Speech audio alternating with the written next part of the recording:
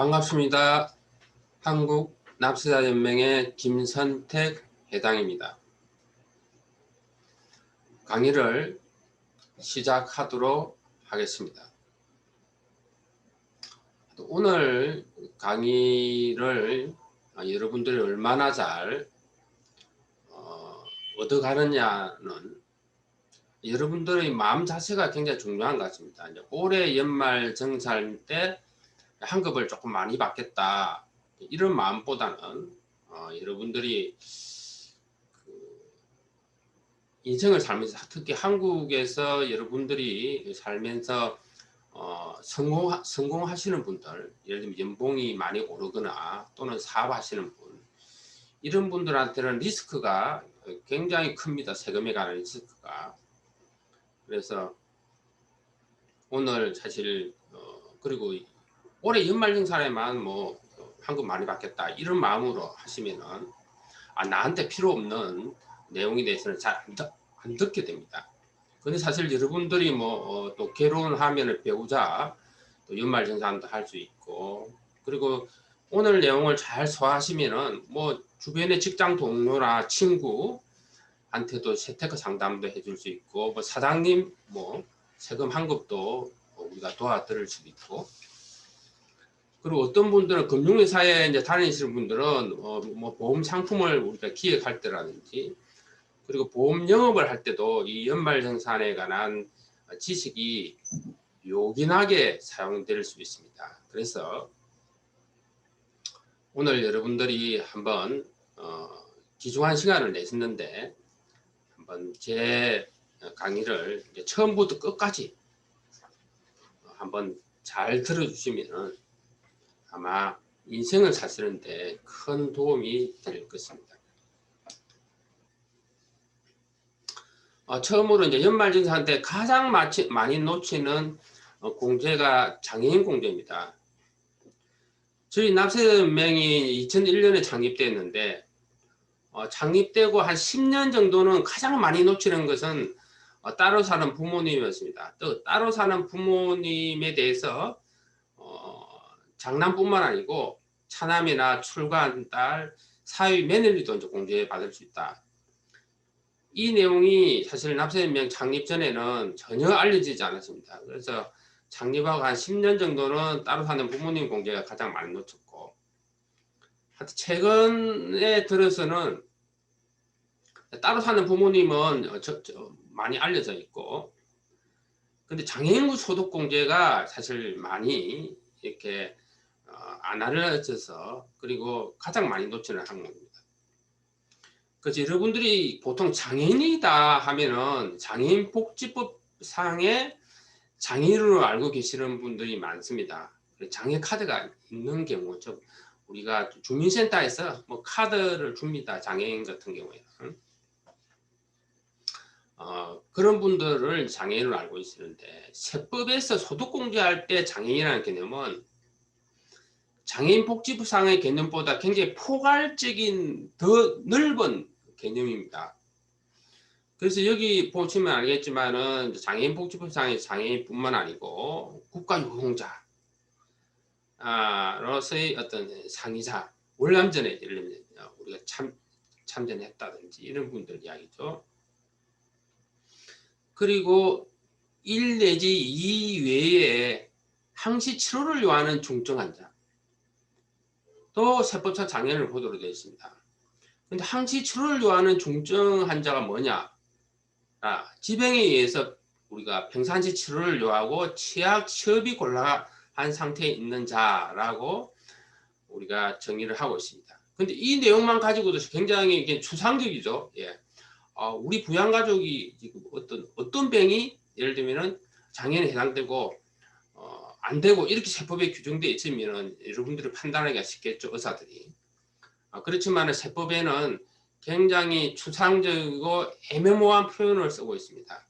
그래서 평상시 치료를 요하고 치약, 치업이 곤란한 상태에 있는 자, 여기 취업이 곤란한 상태에 있는 자라고 우리가 되어 있는데, 이 내용을 보고 우리가 현재 재직 중인 근로자는 뭐 장애인 공제는 못 맞냐, 근로자 본인은 이렇게 질문하시는 분이 있는데 그렇지 않습니다. 근로자 본인도 장애인 그러니까 항시 치료를 요하는 중증 환자에 해당되면은 장애인 공제를 받을 수 있습니다. 그리고 세법상도 장애인에 해당되면은 일단 나이에 관계없이 기본 공제가 가능합니다. 여기 보시면은 제가 뭐 초급 강의 때 우리가 강의했던 내용인데 기본 공제를 받으려면 첫째 이제 소득 요건이 있고 나이 요건이 있습니다. 자녀는 20세 이하, 부모는 60세 이상, 형제 자매는 60세 이하 또는 60세 이상이죠. 그런데 세법상 장애인에 해당되면은 이 나이 요건에 해당이 되지 않더라도 부모님이 55세라도 기본 공제를 받을 수 있다는 거죠. 굉장히 큰 혜택입니다. 그리고 장애인 추가 공제가 200만 원이 또 공제가 되죠. 그리고 의료비 같은 경우에는 연봉이 3% 초과 금액에 700만 원까지가 사실 최고 한도입니다. 그런데 장애인에 해당되면은 근로자 본인이거나 장애인에 해당되면은 이 한도의 적용을 받지 않습니다. 예를 들면은 뭐 간 이식 수술을 하고 치료비가 1억이 들었다. 그러면은 1억에 대해서 의료비 공제를 해준다는 거죠. 자, 그럼 한번 사례를 보도록 하겠습니다. 연봉 한 9천만 원의 근로자가 이제 우리가 부양하고 있는 58세 어머니가 암 환자다 해서 치료비로 한 450만 원이 일단 지출됐다고 가정을 해보면은 그리고 병원에서 이제 장애인 증명서를 발급받았습니다. 장애 기간을 2015년 2월부터 2020년 2월까지 이렇게 이제 받았다고 가정해 봅시다. 자, 이런 경우에는 올해 연말정산 때 환급을 얼마나 받을까요? 첫째, 기본공제 150만 원, 나이에 관계없이 받죠. 그리고 장애인 추가공제 200만 원. 그리고 의료비가 다른 가족이 연봉이 3% 초과라고 일단 가정하면은 450만 원을 우리가 세액공제를 받겠죠. 자, 이거를 세금 환급액으로 한번 계산을 여러분들이 할 줄 알아야 됩니다. 어떻게 계산할까요? 그래서 기본공제하고 장애인공제가 소득공제라고 했죠. 350만 원. 이 350만 원 곱하기 한계세율을 곱해줍니다. 그래서 한계세율의 개념을 여러분들이 이해하셔야 된다는 거죠. 의료비는 간단합니다. 의료비 세액공제는 그냥 45% 450만 원에 대해서 곱하기 16.5% 지방소득세 포함해서 세액공제율을 그냥 곱해주면 아주 간단하게 이제 계산이 되죠. 근데 소득공제를 추가로 받으면서 내가 추가로 환급을 얼마 받느냐는 개인별로 다 틀립니다. 자, 여기에 나와 있듯이 이 가석표준 이제 구간별로 이 한계세율이 틀립니다. 네. 한계세율이 뭐냐? 그러니까 근로자 본인에게 적용되는 최고의 법정세율이라 이렇게 보시면 됩니다. 즉 소득이 1원 증가할 때 얼마의 이제 소득세가 증가하는지 알려주는 개념입니다. 그리고 환급이 얼마 더 증가하는지를 알려주는 개념이다 이렇게 보시면 됩니다. 그래서 이 한계세율은 근로소득자 같은 경우에는 근로소득 세액공제가 적용되는 구간인 가세표준 1326만 원 이하인 경우에는 법정세율보다 한계세율이 굉장히 낮다. 이것만 일단 기억해 두시기 바랍니다. 그래서 연봉 5천만 원 같은 경우에는 뭐 개인별로 다 틀리기 하지만은 일단은 한계세율이 한 16.5% 정도 평균적으로 나옵니다. 그리고 연봉 뭐 8천, 9천 같은 경우에는 보통의 경우에 가세표준이 4,600 초과 8,800만 원 이하에 해당돼서 한계세율이 26.4%가 한계세율입니다. 자, 여러분들 지금 근로소득 원천징수 영수증 이제 지참을 저희가 하라고 그랬는데 근로소득 원천징수 영수증 지금 우리가 보면서 48번 종합소득 가세표준이 본인이 얼마인지 확인해 주세요. 이거 굉장히 중요합니다. 그래서 본인의 종합소득 가시표준이 얼마인지를 확인을 해서 여기 나와 있죠. 본인의 한계세율이 얼마인지를 확인해 주세요. 본인이 한계세율이 26.4%인지 16.5%인지 7.4%인지 확인해 주시기 바랍니다. 자, 그럼 계산해 보도록 하겠습니다. 59세 어머니가 장애인이다 하면은 일단 이 소득공제 받는 금액에 대해서 자신의 한계세율이 26.4%라고 가정하면은 곱해주면 되겠죠. 그리고 로비는 그냥 16.5%로 곱해주면 됩니다. 그래서 1년에 올해 연말 제한 때 166만 원을 추가로 환급을 받게 되는 겁니다. 자, 그런데 연봉이 5천만 원이다 하면은 로비는 똑같죠. 그런데 기본 우리가 소득공제에 곱해주는 한계세율이 16.5%입니다. 16.5%를 곱해주면은 132만 원이 됩니다. 예. 자, 그러면은 다른 계산을 한번 해볼까요? 연봉이 굉장히 높다. 연봉 3억 원인 종합병원 의사가 따라서 하는 72세 암 환자인 장인을 공제받는다. 이렇게 가정해 보겠습니다. 실제 뭐 사장님이라고 표현을 하도 되죠. 사장님 연봉이 5억인 사장님이다. 이렇게 가정해도 되겠습니다. 그래서 이분 같은 경우에는 가표가 1억 5천, 초과 3억 이하이기 때문에 한계세율이 굉장히 높습니다. 자, 그래서 기본공제, 장애인 추가공제, 경로우도공제 만 70세가 넘기 때문에 경로우도공제 100만 원도 받죠. 그리고 로비도 한 400만 원 정도 추가로 받는다 그러면 올해 연말 제한 때 얼마나 환급을 더 받을 수 있을까요? 자, 보시면 이분은 한계세율이 41.8%입니다. 굉장히 높죠? 예, 소득공제로 188만 원을 환급받게 되는 거고, 로비는 똑같습니다. 66만 원을 환급받아서 합계 254만 1,000원을 환급받게 됩니다. 올해. 근데 예를 들면 예를 들면 우리가 장애인 증명서를 2005년부터 장애기간으로 받았다 하면은 과거 5년간은 우리가 놓친 소득공제 경쟁 청구를 통해서 환급받게 되고 올해는 환급받게. 그래서 총 6년을 환급받는다고 계산하면은 1,500만 원을 환급받게 되는 겁니다. 굉장히 많죠. 그래서 이 연말정산 우리가 지식이라는 것은 이런 내용을 가지고 제가 아시는 분 중에 한 분은 보험을 하시는데 의사를 상대로 이분은 보험을 합니다. 근데 이런 우리 연말 납세연명에서 납세연명 초기에 거의 이런 정보들이 안 알려져 있었죠. 이런 정보를 우리 납세연명을 통해서 입수를 공부를 해서 이분들이 의사를 통해서 예를 들면은 의사만 영업해서 이런 정보를 통해서 보험왕을 보험회사에서 최고 1등을 여러 번 했습니다. 그러니까 의사한테 1,500만 원을 현금으로 주는 겁니다. 이 연말정산 지식을 놓친 소득공제를 1,500만 원을 그냥 준 거나 마찬가지죠. 그래서 사실상 이 장애인 소득공제를 저희 납세연명에서 한 2005년도에 종합병원에 다 공문을 보냈습니다.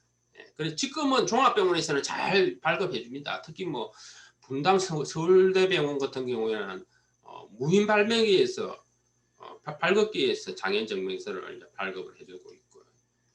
그런데 아직도 예를 들면은 이제 조그만 중소병원에서는 우리가 잘 안 떼주는 경우도 간혹 있습니다. 그래서 자, 그러면 어떤 병이 세법상 장애인인가 이렇게 물어보시는데 암의 종류에 관계없다. 그리고 난치성 질환도 해당이 된다. 그리고 기타 뭐 치매, 파킨슨, 중풍, 뇌졸중 병의 종류에는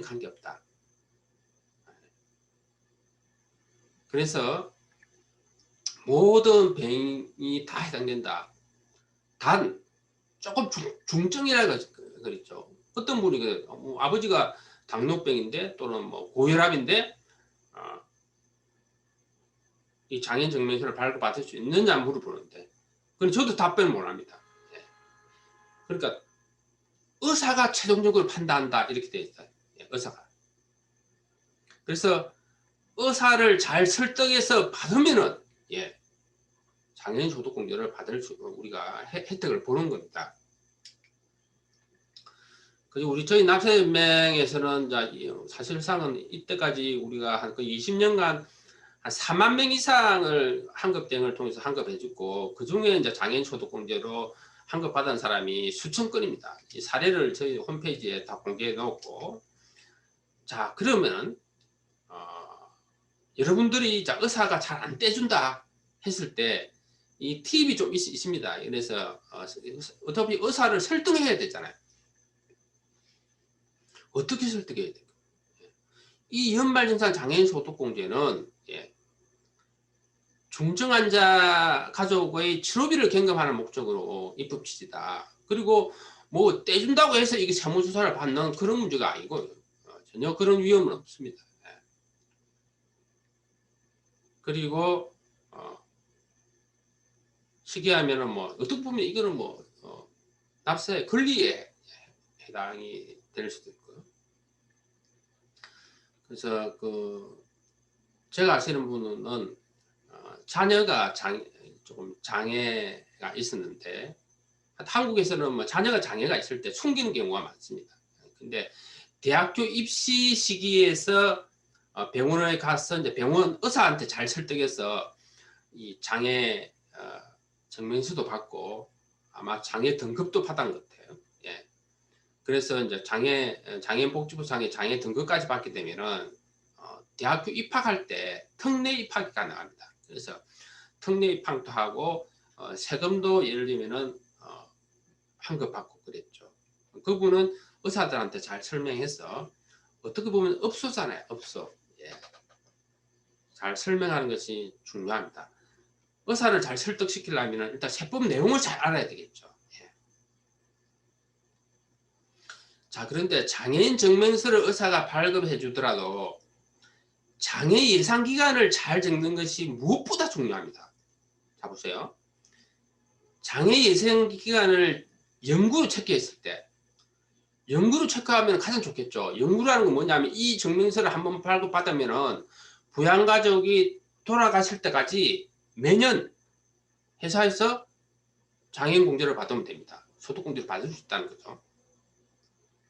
영구로 체크해서 받더라도 꼭 뒤에 간료 안에 그러니까 병의 진단 시점, 암 진단 시점을 적어야 됩니다. 그래서 2014년 9월 15일부터 이렇게 적으면은 노친 공제를 과거 5년간 그러니까 2014년은 시효가 지났습니다. 그래서 2015년부터 2019년까지 5년간 노친 공제를 지금 환급을 받으실 수 있습니다. 자, 그러면은 비영구에 체크해서 받는다. 이것도 마찬가지입니다. 그래서 여기 나와 있는 것처럼 2015년 2월 1일 날 병이 진단돼서 2020년 5월 31일까지 뭐 병이 치료가 됐다. 이렇게 받으시면은 2020년 기소까지 장애인 공제를 받으실 수 있습니다.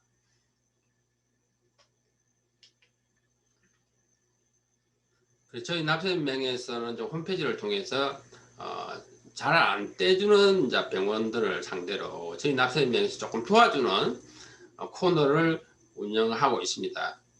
거기 우리가 장애인 우리가 증명서 발급 도우미 코너를 우리가 이용하시면은 저희 납세연맹에서 가지고 있는 수천 건의 장애인 우리가 환급 사례를 가지고 다 개인별로 이렇게 똑같은 병으로 기입하던 우리가 내역들을 공문에 넣어서 저희가 서비스를 하고 있습니다. 자, 그리고 두 번째로 신용카드 소득공제가 근로소득자들이 가장 많이 받죠. 자, 우리가 신용카드 소득공제에 대해서 우리가 공부해 보면은 신용카드 소득공제는 근로소득자만 공제됩니다. 그래서 배우자가 사업자다, 기타 소득자다, 뭐 연금소득자다 이러면은 신용카드 소득공제를 전혀 받을 수 없기 때문에 사업소득자인 아내, 기타 소득자 이런 우리가 배우자들은 오히려 근로자인 남편 카드를 사용하는 것이 도움이 됩니다. 그리고 맞벌이 부부 하다가 배우자가 한 사람이 예를 들면 실직을 했다. 실직한 이후에는 재직 중인 배우자 카드를 쓰는 것이 유리하겠죠. 예. 그리고 신용카드 소득 공제는 형제자매는 신용카드 공제가 안 됩니다. 예. 그리고 부양가족 같은 경우는 소득금액 이제 100만 원 이하야만이 우리가 공제가 된다. 그걸 기억해 두시면 좋겠습니다.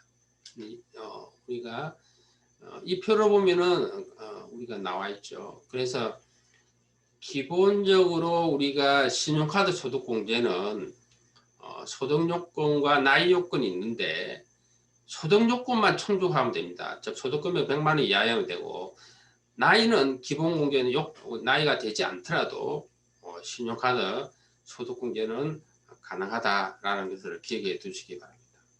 그리고 신용카드 소득공제는 원래 자영업자의 그 가표 양성하기 위해서 도입된 겁니다. 그래서 여기 나와 있는 뭐 보험료라든지 교육비라든지 뭐 기부금 뭐 이런 거에 대해서는 소득공제가 안 된다. 그리고 어로비 같은 경우에는 어로비를 신용카드로 공제를 하게 되면 신용카드를 지출하면은 신용카드 공제도 되고 어로비 공제도 되고 보장성 보험료는 우리가 신용카드 공제는 안 된다. 그 표 보시면 알겠습니다. 그리고 우리가 결제 유형별로 공제율이 틀립니다. 공제율이 신용카드는 연봉 우리가 15% 공제율이고 뭐 직불카드 같은 경우는 30%, 도서공용비는 뭐 30%, 정통시장은 40% 이렇게 됐죠.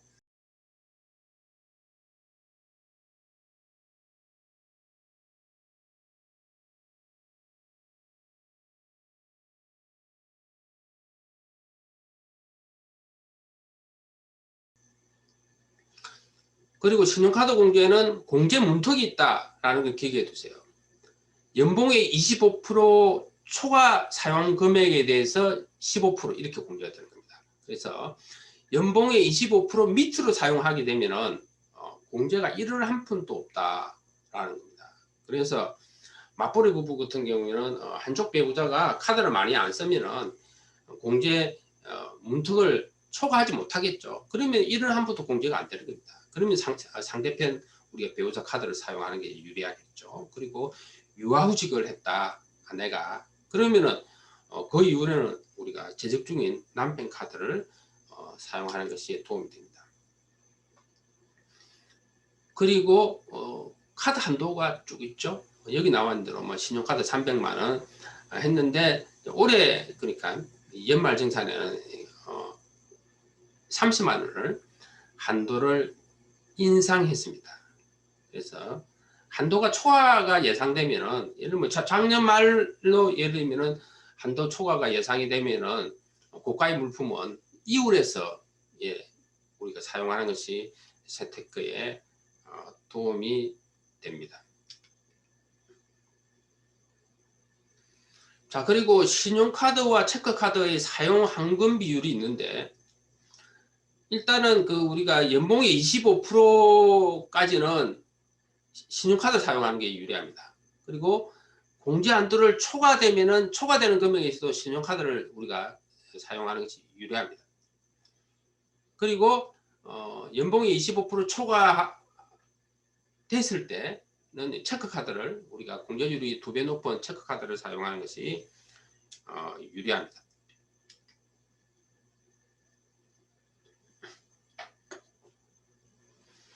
이거는 저희 납세자님 홈페이지에 있는 연봉 탐색기 결과 화면입니다. 연봉을 입력하면은 9가지 결과를 알려주는 저희 계산기죠. 여기 보면 알겠지만 연봉이 4천만 원이다 그러면은 연봉이 25%가 1,000만 원이죠. 그러니까 900만 원을 예를 들면은 카드를 썼다 그러면은 신용카드 공제가 1원에 한 푼 안 된다는 겁니다. 근데 예를 들면 신용카드 우리 한도가 만약 300만 원이라 그러면은 2021년은 예를 들면은 한도가 우리가 300만 원이죠. 예. 300만 원을 받기 위해서는 3천만 원, 예. 3천만 원을 카드를 쓰면은 한도 300만 원을 최고 한도 300만 원을 다 받을 수 있는 겁니다. 근데 이거는 뭐 만약 직부 카드를 사용했으면 2천만 원만 사용하면은 한도 300만 원 되는 거죠. 만약에 맞벌이 부부다라고 하시면은 사실상은 이 카드를 이렇게 나누어서 예를 들면 사용하는 것보다 한쪽으로 몰아서 사용하는 것이 유리합니다. 이 사례에서 보시면 연봉이 한 4천만, 4천이라고 많이 가정하면은 물론 연봉 구간별로 차이가 많습니다. 꼭 이 사례가 모든 경우에 적용되는 건 아니지만은 일단 연봉 4천이라고 가정했을 때 우리가 나누어서 사용하는 경우하고 한쪽으로 몰아서 사용하는 경우가 16만 원 정도 절세액이 차이가 난다. 그런 계산 결과입니다.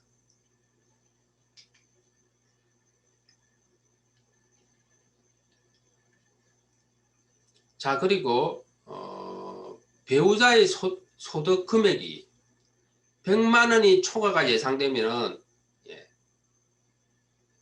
배우자가 사용한 신용카드 공제는 내가 공제를 받을 수 없습니다. 예.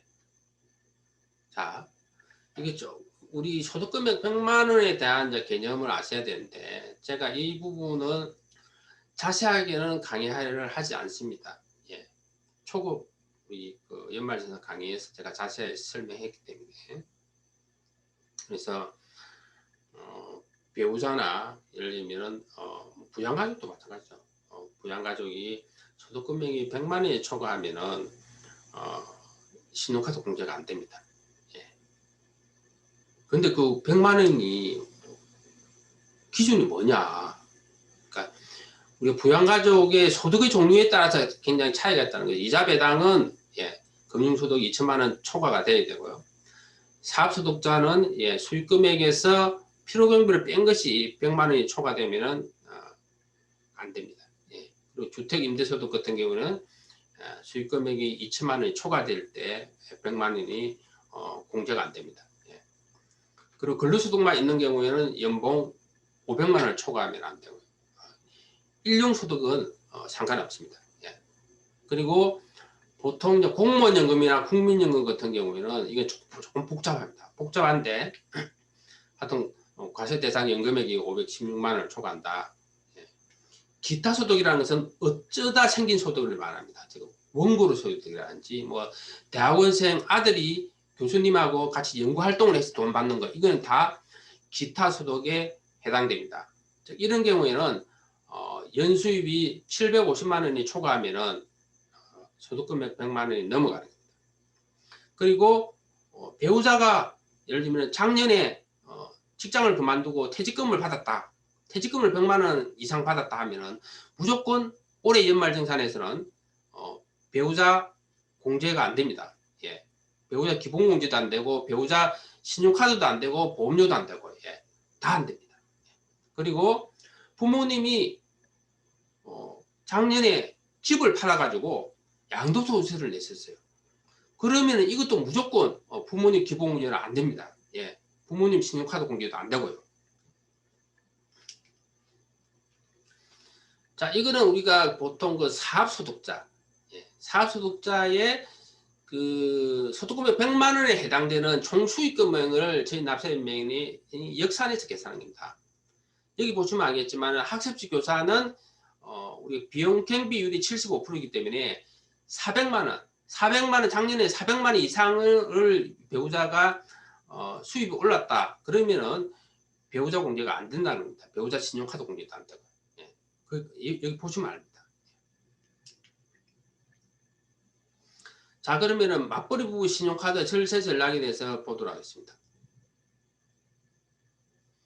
그래서 아내가 본인 공제만 한 상태에서 결정세액이 제로면은 예를 들면 남편이 다른 공제는 남편이 받는다. 아내의 사용액이 공제 무통 밑으로 예산되면은 남편 카드를 사용한다. 남편이 공제한도를 초과했다면은 아내 카드를 사용하거나 내년으로 이율 지출하라. 그리고 아내가 유아휴직에 들어가면 아내는 남편 카드를 사용한다. 배우자가 사업자나 기타 소속자인 경우에는 근로자인 배우자 카드를 사용하는 것이 재테크에 유리하다. 자, 지금부터는 주택 관련 우리 소득공제와 세액공제를 알아보도록 하겠습니다. 주택자금과 관련되는 우리가 그 세법 내용은 매우 복잡합니다. 매년 세법이 이렇게 개정이 됐기 때문에 강사도 잘 모릅니다. 하긴 해야 제가 세법 내용을 해야 알 수 있기 때문에 주택자금 공제는 뭐 주택 취득 이전에 우리가 공제해주는 주택 마련 저축 공제하고 임차 차입금 원리금 상환 공제, 월세 공제, 그리고 주택을 취득하고 은행에서 금융기관에서 우리가 대출을 받을 때 이자 상환의 공제가 있습니다.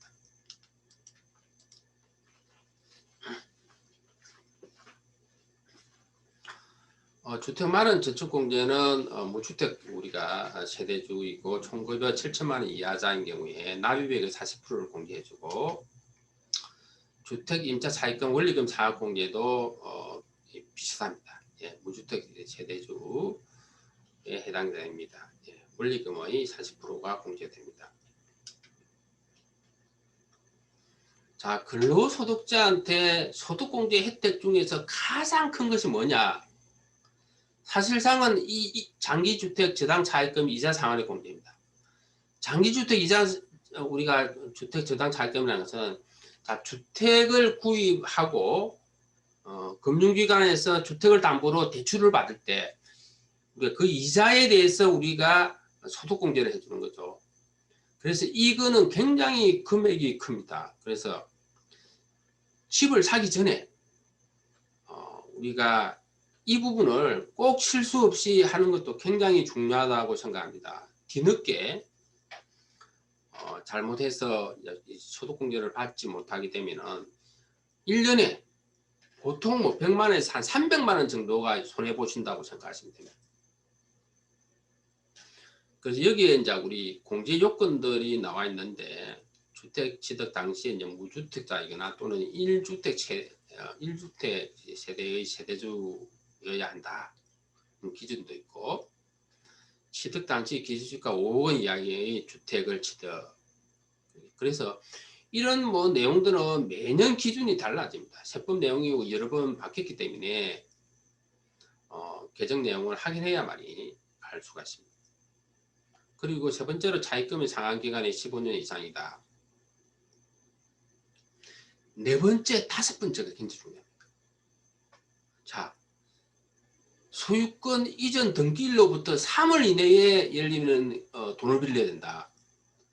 자, 그래서 만일에 집을 샀는데 세입자가 있습니다. 그래서 전세를 안고 샀다 하면은 이 소유권 보증 등기가 이제 미리 되고 실제적으로는 큰 대출이 예를 들면 뒤에 일어나는 경우가 있다는 거죠. 이런 경우에는 이 소득공제를 받을 수 없습니다.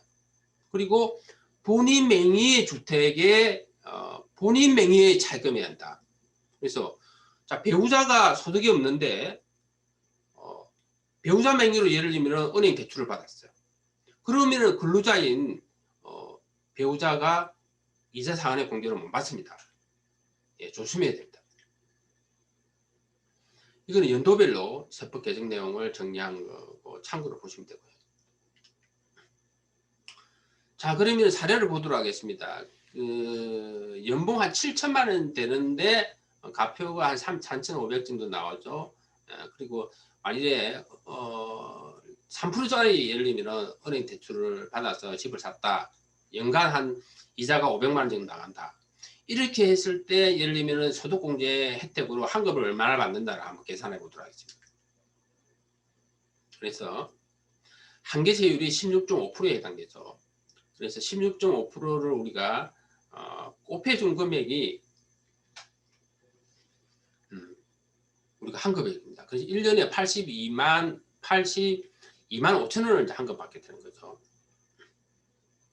자, 3%로 대출을 받았는데 그러면 이자 인하 효과는 예를 들면 소득공제가 이자를 얼마나 인하시키느냐를 계산하는 거는 대출 이자율 3% 곱하기 자체인의 한계세로 곱해주면 됩니다. 그래서 16.5%로 가면은 0.5% 정도로 늘리가 우리가 소득공제 혜택이 금리로 따지면 0.5%에 해당됩니다. 그래서 실제적으로는 은행에서 3% 우리가 대출을 받았지만은 자신이 부담하는 것은 소득공제를 제외하면 2.5%에 불과하다 그런 이야기죠. 엄청난 혜택입니다.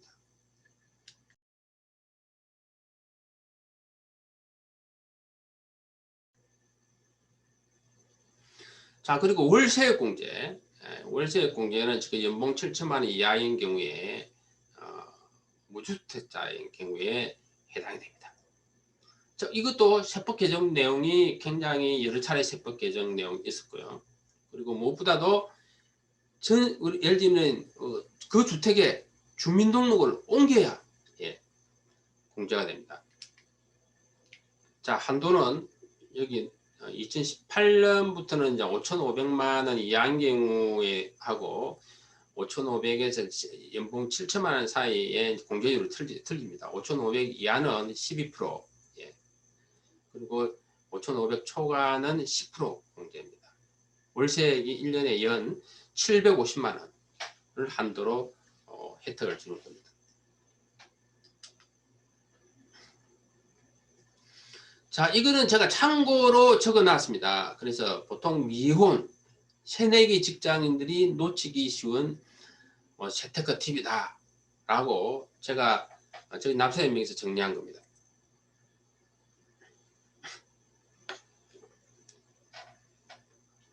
이거는 뭐 간단히 제가 한번 읽어 보겠습니다. 그래서 올해 예를 들면은 연봉이 이렇게 그 면세점, 만일 작년에 10월 달에 취직을 해서 연봉이 1,400만 원이 안 되면은 올해 우리 연말산 신경 안 써도 된다.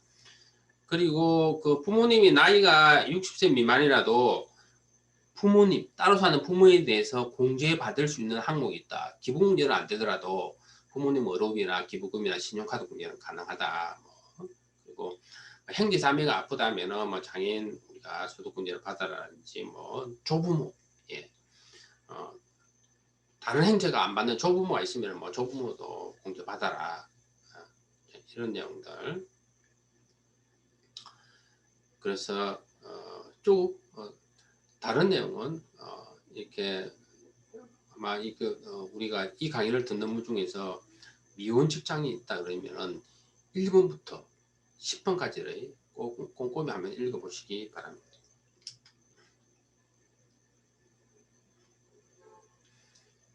자, 2명 이상의 소득자가 있는 경우에 부양가족 공제를 누가 받는 것이 유리한가에 대해서 알아보도록 하겠습니다. 자, 소득 금액이 100만 원이 초과하는 우리가 생계를 같이 하는 가족 중에서 소득 금액이 100만 원이 초과하는 사람이 2명 이상 있을 때, 만약 맞벌이 부부다 그러면은 지금 남편 아내 있겠죠. 근데 소득 종류는 다양합니다. 예를 들면 다양한 소득 우리가 종류가 기타 소득도 있고 여러 가지 소득들이 있지 않습니까? 연금 소득도 있고. 이랬을 때 두 사람 다 예를 들면은 소득 금액 100만 원이 초과하면은 만약 부양가족이 여기 보면은 자녀 2명에다가 친부모 우리가 처부모 해서 총 부양가족이 6명이다. 그러면은 이 6사람을 예를 들면 남편이 다 받을 수도 있고 또 아내가 다 받을 수도 있고, 3사람은 남편이, 아내가 3사람 이렇게 해서 여러 조합들로 해서 예를 들면 우리가 분산해서 우리가 공제를 받으실 수 있습니다. 자, 이거는 맞벌이 부부만 해당되는 것이 아니고요. 그래서 자, 내가 결혼하기 전에 부모님하고 같이 산다. 그러면은 아버지도 소득이 있고 나도 소득이, 근로자인 본인도 예를 들면 근로소득이 있을 때 다른 또 소득이 있을 때도 똑같이 적용됩니다.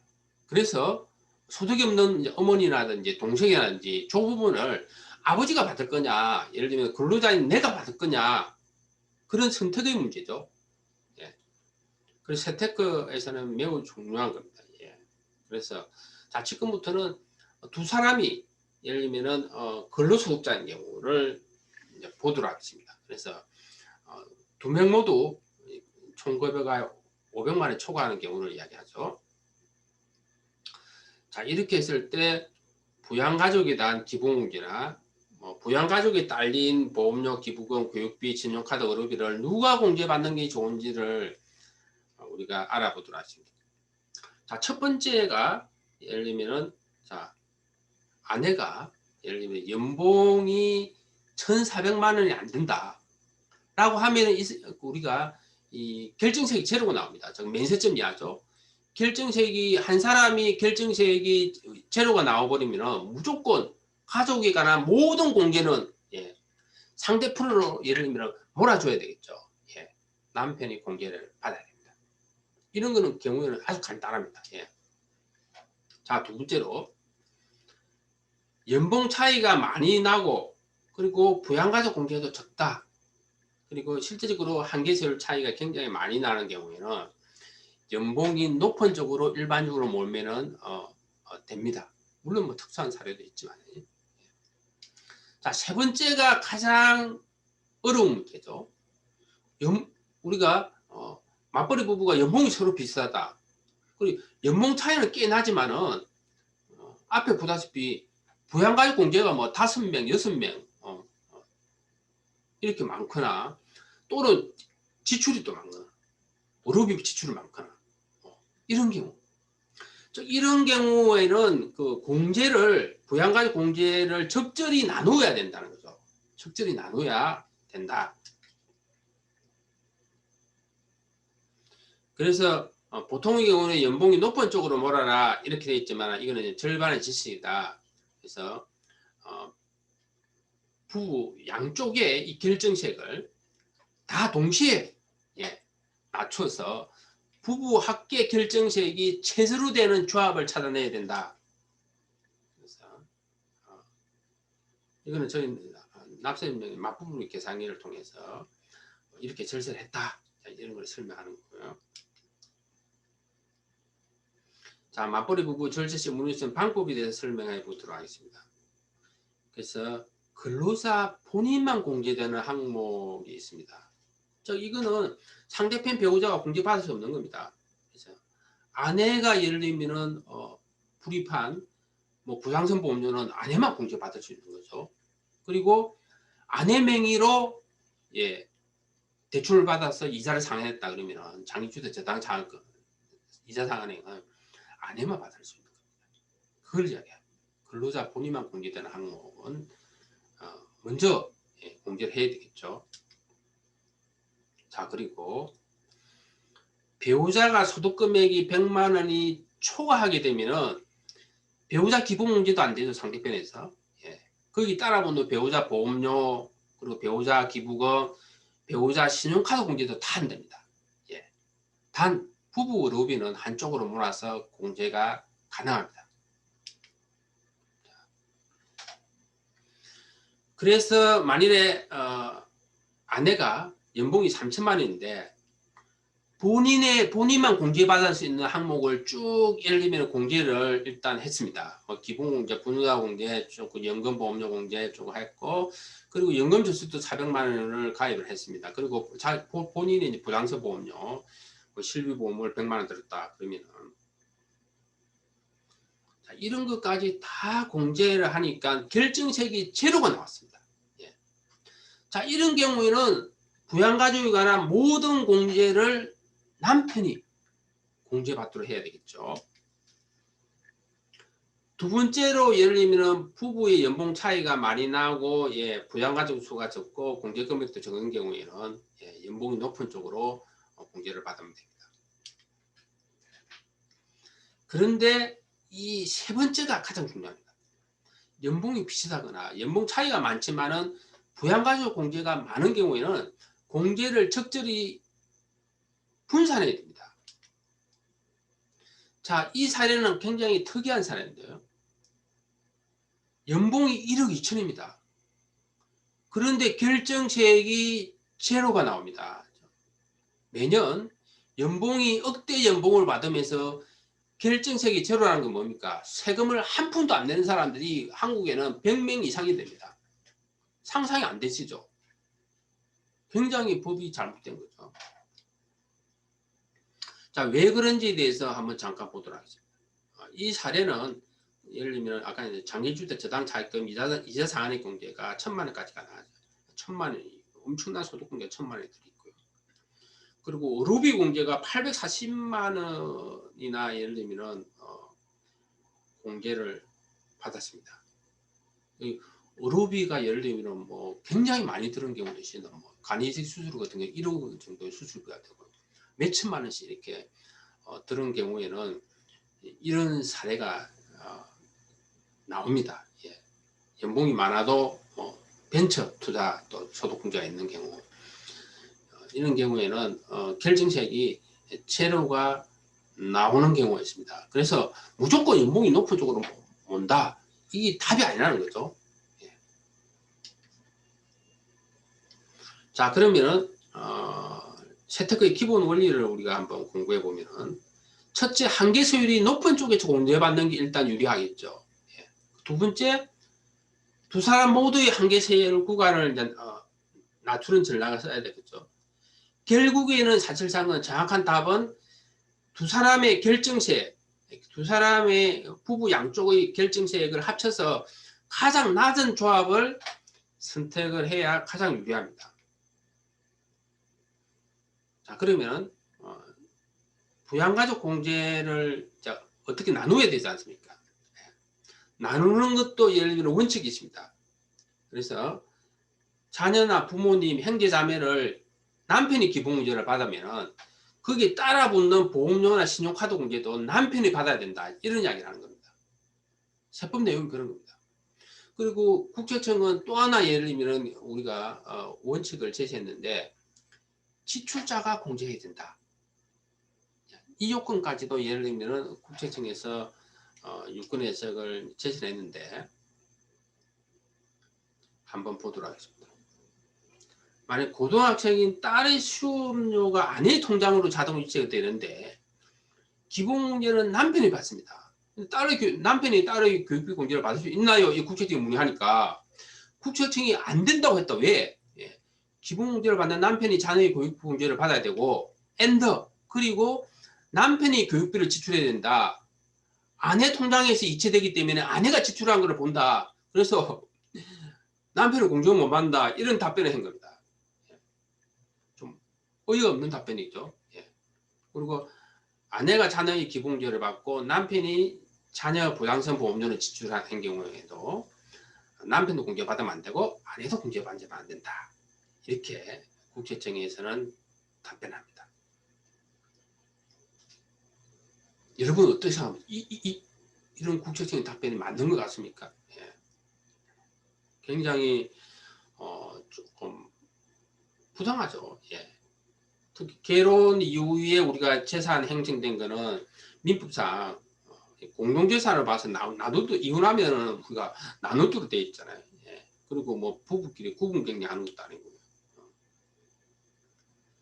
자, 그러면 여기서 여러분들한테 한번 질문을 해보겠습니다.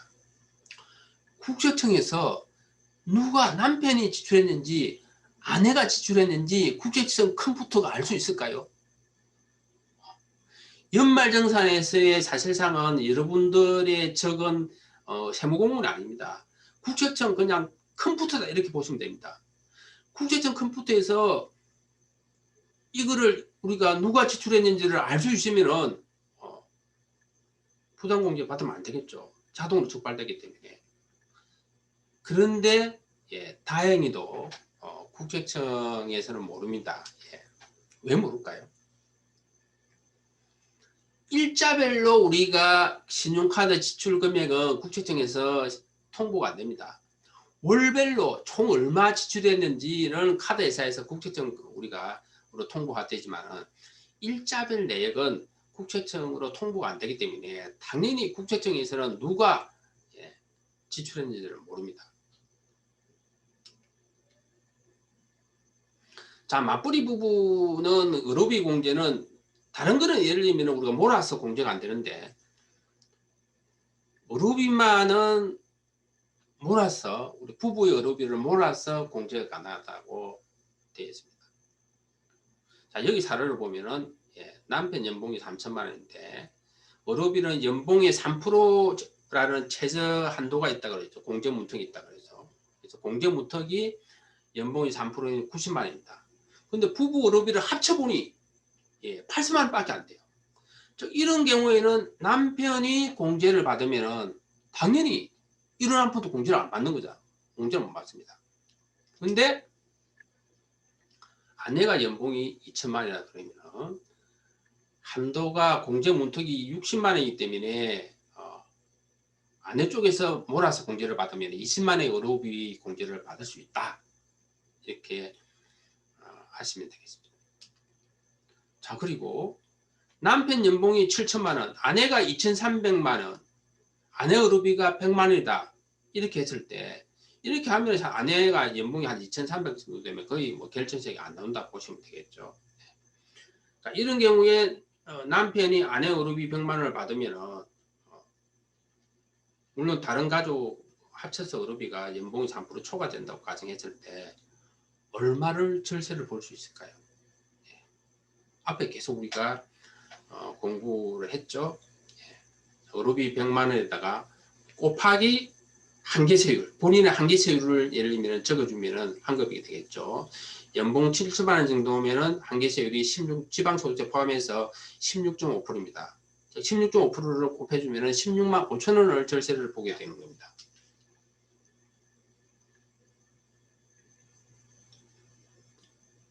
이거는 앞에 사례와 마찬가지입니다. 설명했는데 지금 국세청에서는 맞벌이 부부인데 아내 치료비를 남편 카드로 결제하면은 아내가 예를 들면 공제 못 받는다, 즉 지출을 안 했기 때문에 그렇게 지금 답변을 하고 있습니다. 자, 그러면 연봉이 비슷한 재테크 사례를 한번 보도록 하겠습니다. 연봉이 남편이 5천, 아내가 5,200원. 인적공제가 시아버지, 시어머니, 예를 들면 두 사람을 남편이 일단 받았고요. 친정어머니는 아내가 이제 받는 걸로 했고요. 그리고 소득공제 내역은 뭐 각 개인별로 틀리겠죠. 이건 하나의 가정 사례입니다. 그래서 연말정산을 이렇게 해보니까 부부의 결정세액을 두 사람을 합쳐 보니까 남편은 결정세액이 이제 제로가 나와버려요. 그래서 합쳐 보니까 266만 원이 나왔습니다. 그래서 이 경우에 이제 우리가 부양가족 공제를 이렇게 다르게 시뮬레이션을 한 겁니다. 시뮬레이션을 해봤더만은 자, 남편은 시어머니 71세인 시어머니만 공제를 받고 시아버지하고 친정어머니는 아내가 받는 걸로 바꿔보니 남편의 결정세액이 110만 원 정도 나왔고 아내가 27만 원 정도 나와서 합쳐보니까 142만 원 정도가 나왔습니다. 그리고 보니까 우리가 결정세액이 낮은 것이 유리하죠. 실제적으로는 우리가 120만 원 정도의 절세를 받다, 이런 사례를 만들어 본 겁니다.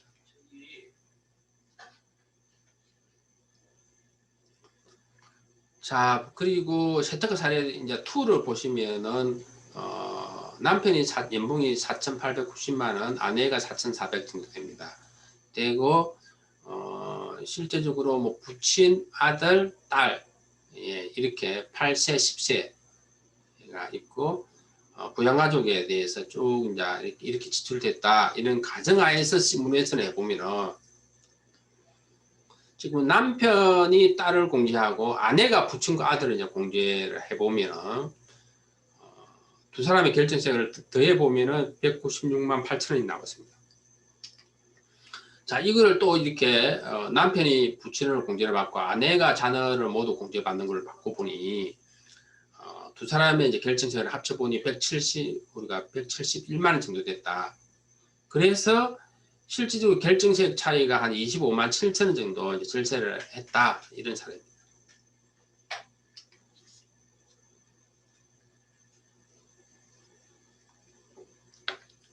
맞벌이 부부 이 절세 시뮬레이션은 개인이 계산기를 못합니다. 이거는.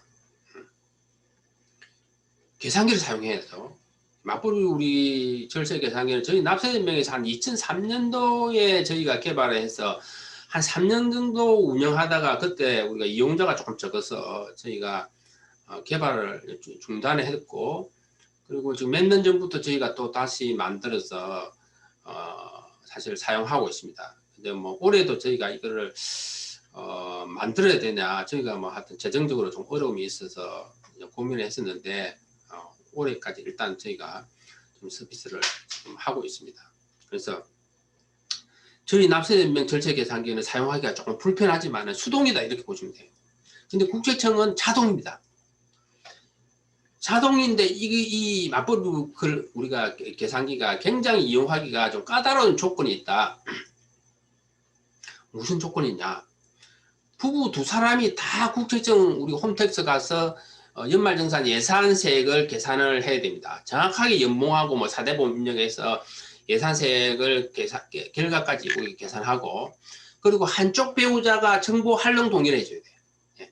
그래야만이 예를 들면은 최적의 우리가 절세 우리가 결과를 부양가족으로 어디다가 공제받으면 가장 한금액이 더 증가할지에 대해서 지금 알려주는 계산기입니다. 사실 납세연맹의 아이들을 국세청에서 가져간 거죠. 가져가서 몇 년 전부터 만들어서 운영을 하고 있습니다. 자, 지금부터는 우리가 한쪽 배우자는 근로자, 한쪽은 사업소득자, 기타소득자, 뭐 연금소득자, 이런 경우도 있겠죠. 예, 이런 경우에 부양가족 공제를 어떻게 해야 되는지에 대해서 조금 알아보도록 하겠습니다. 이건 조금 어려운 내용인데요. 자, 연말정산은 여러분들이 다 알 거고요. 근로소득자의 연말정산하고 사업을 하시는 분하고 그리고 기타 소득자 이런 분들이 세금 계산하는 것이 거의 대동소이합니다. 대동소이한데 근로자만 공제되는 항목들이 많이 있습니다. 여기 이제 빨간 표시로 되어 있는 것들이 대부분이 이제 근로자만 공제됩니다. 뭐 신용카드 공제라든지 뭐 보험료, 기부금, 교육비, 의료비 공제 이런 세액 공제 같은 경우에는 사업소득자나 기타 소득자한테는 적용이 안 됩니다. 그래서 사업소득자나 기타 소득자들이 세금 계산하는 흐름들을 쭉 보면은 거의 비슷하죠. 예, 거의 비슷한데 동일한 것은 기본공제 그리고 추가공제 이런 내용은 거의 같습니다. 예, 뭐 기부금도 우리 사업소득자가 공제가 되고요. 그래서 근로적용기간에만 지출되는 항목을 쭉 보시면 되겠습니다. 여기 보다시피 이제 이게 소득금액 100만 원의 초과를 하게 되면은 보통의 경우에 이제 그 부양가족에 관한 이제 그 신용카드, 보험료, 의료비, 교육비 공제는 사업소득자들은 공제 혜택을 못 보게 되는 겁니다. 예. 그래서 근로자하고 사업자하고 한계세율, 즉 세율에 관한 표가 틀립니다. 왜 틀린다 그랬죠? 제가 초급 강의에서 자세히 강의했는데 근로소득 세액공제가 적용되는 구간에 있어서는 한계세율이 낮습니다. 그래서 가표가 1326만 원 이하인 경우에는 사업자가 일단 한계소율적인 측면에서는 훨씬 더 유리합니다. 단 불리한 것도 있죠. 예, 사업소득자는 부양가족에 관한 신용카드 공제나 의료비나 보험료 공제 이런 것들이 안 됐습니다. 이거는 그 앞에 있는 내용을 그냥 금액으로 계산한 겁니다. 보시기 바랍니다. 자, 사례를 보면은 부양가족인 아버지가 72세다. 그러면 뭐 기본공제, 갱년후도공제, 신용카드공제, 의료비공제, 또 기부도 하셔가지고 아버지가 기부금 공제도 있다. 만일에 이렇게 이제 가정을 했을 때 남편이 사업하시는 분이고 아내가 근로소득자입니다. 그래서 아버지를 사업소득자인 남편이 공제하면 얼마나 예를 들면 절세를 보느냐를 계산해 보도록 하겠습니다. 사업소득자도 기본적으로 기본공제하고 추가공제를 똑같다 그랬죠. 예. 그래서 기본공제, 갱년후도공제 합치면 250만원 곱하기 한계세율이 38.5%입니다. 이분은 좀 많이 높죠. 예, 그래서 96만원 정도 세금한 걸 혜택을 보게 되는 거. 그리고 사업소득자는 신용카드 공제나 의료비 공제가 안 된다 그랬죠.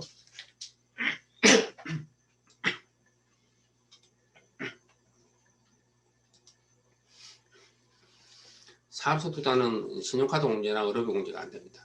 그렇지만 기부금 공제는 됩니다. 그래서 지정기부금 100만원에 대해서 16.5% 세액공제를 받게 되는 거죠. 합쳐 보니까 110만원, 112만원이 세금 환급 혜택을 보시게 됩니다. 자, 그런데 근로자인 아내는 가표 구간이 상당히 낮습니다. 남편보다. 한계세율이 한 16.5% 정도 구간에 있고, 그래서 기본공제나 갱년후도 공제가 똑같이 250만원이지만 한계세율이 16.5%로 낮게 적용되는 거고요. 그렇지만은 한계세율이 낮은 대신에 아내가 공제하게 되면은 아버지에 대한 신용카드 공제나 의료비나 이 부분이 추가로 또 공제가 되는 거죠. 그래서 이 부분에 대해서 우리가 절세액을 쭉 계산해 보면은 총 절세액이 이제 100만원이 조금 넘습니다. 100만원이 조금 넘네요. 그래서 결론적으로는 남편이 아버지를 공제하는 것이 더 좋다, 이런 결과가 나왔습니다. 두 번째 사례를 보면은 이 경우는 부양가족 자녀가 이제 8세다 그러면은 자녀 기본공제와 자녀 세액공제, 그리고 의료비, 교육비가 있습니다. 이런 경우에 사업자인 남편이 공제를 하게 되면은 기본공제나 자녀 세액공제 똑같습니다. 예. 그렇지만 의료비나 교육비는 공제를 못 받는 거죠, 사업자는. 그래서 총 41만 2,500원을 환급받습니다. 근데 아내가 가표가 굉장히 좀 낮습니다. 가표가 조금 가표가 한 1,200 정도가 되고 결정세액이 한 32만원 밖에 안 나옵니다. 그래서 한계세율이 굉장히 낮아가지고 일단 기본공제에 대한 절세액은 굉장히 적고 자녀세액공제 그대로 동일합니다. 그리고 의료비, 교육비가 이제 근로자랑 공제되기 때문에 세액공제율을 적용하면은 총 아내가 절세액이 77만원 나옵니다. 77만원 나오지만은 아내는 결정세액이 32만원이기 때문에 결정세액을 한도로 우리가 절세 환급을 받을 수 있습니다. 그래서 우리가 그 세액공제를 아무리 많이 받아도 결정세액을 한도로 세금 환급을 받는다. 절세액은 결정세액이 최고 큰 금액이다. 최고 한도다. 이렇게 보시면 되겠습니다. 그래서 이 경우도 결론적으로 이야기하면 남편이 공제하는 것이 조금 더 유리하다. 이런 결과가 나왔습니다. 자, 지금부터는 올해 연말정산 간소화 서비스 이용 시 유의사항을 알아보도록 하겠습니다.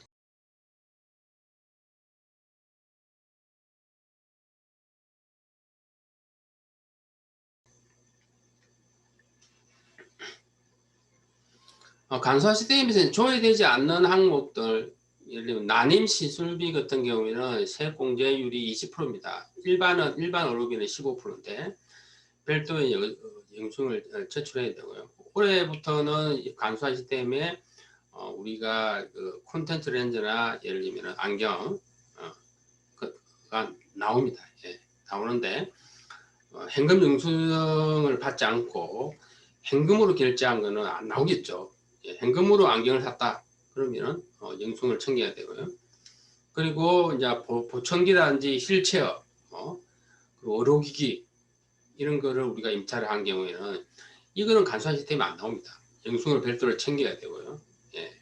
그리고 취약증 아동 교육비, 그리고 뭐 중고등학교 우리가 교복 구입비라든지 뭐 장애인 특수 교육비라든지 이런 거는 뭐 나올 수도 있고 안 나올 수도 있고. 근데 외국에 자녀들이 외국에 예를 들면 고등학생과 대학교에 다니고 있다 그러면 당연히 외국 교육비 영수증을 별도로 챙기셔야 되고요. 그리고 뭐 지정기구 같은 경우도 일부 종교단체 같은 경우에는 안 나온 경우는 우리가 발급받아서 제출해야 되고요. 그리고 작년에 뭐 이렇게 만